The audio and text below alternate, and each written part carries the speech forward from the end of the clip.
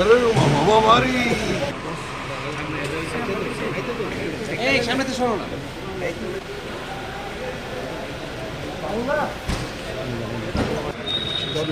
तरह का चमक रहा आपके?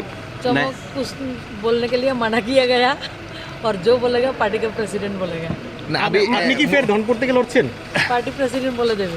এমনি মহিলা কতজন প্রার্থী ক্যান্ডিডেট রয়েছে? অবশ্যই দেখবেন, আমরা মহিলাদেরকে প্রাধান্য দিই, আপনারা আগামীকালকে দেখবেন। কয়টা নাগাদ হতে পারে? আগামীকালকে দেখবেন। কয়টা নাগাদ? সভাপতি বলে দিয়েছে নিশ্চয়ই। না টাইমটা দেয়নি, মোটামুটি টেন্টেটিভলি বলবে, সভাপতি বলবে। হতে পারে মোস্ট অফলি কালকে হবে।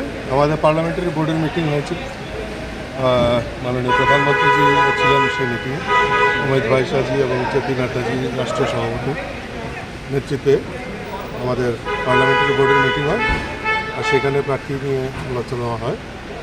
এবং আপনারা জানেন যে আমাদের পার্লামেন্টারি বোর্ডের যারা রয়েছেন এবং কালকে সম্ভবত রাষ্ট্রীয় সভাপতি আমাদের প্রার্থীগুলি ঘোষণা दिल्ली হবে স্যার। दिल्ली सर टोटल कितने कॉन्स्टिट्यूंसी से बीजेपी लड़ रही है? पूरा लड़ रहे हैं।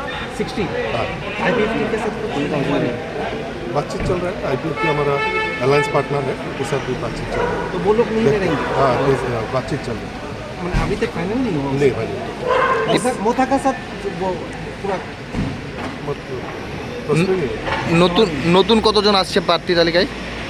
এটা কালকে ঘোষণা হবে। তখন टेंटेटिवली फॉरेन आइडिया না আছে আমাদের এখানে এসটি, এসসি, ওবিসি, মাইনরিটি, মহিলা, তাদেরকে গুরুত্ব দেওয়া হয়েছে।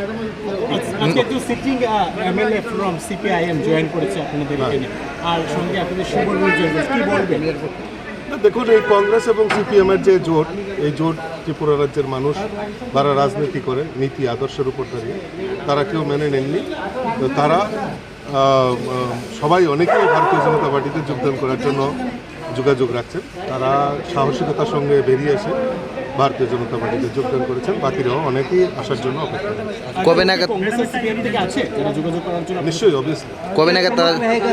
দেখা যাক, नया क्या चमक रहेगा मैंने কাল দেখি।